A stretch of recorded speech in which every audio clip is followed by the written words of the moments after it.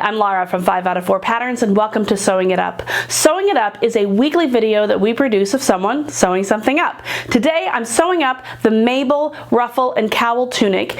It comes in both women and kid sizes, and I just happen to be making a kid size today. So it's time to sew.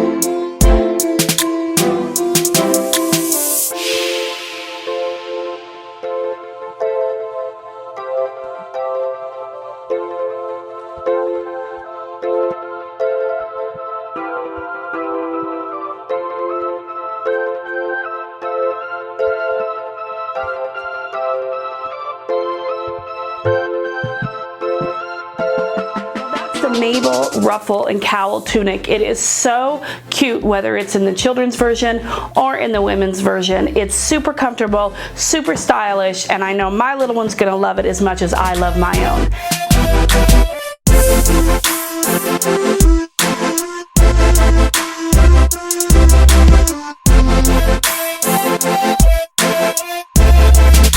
I hope you will subscribe so that you can get all of the notifications of when we go live and when we upload new videos. And yeah, I will see you next time on Sewing It Up. Bye.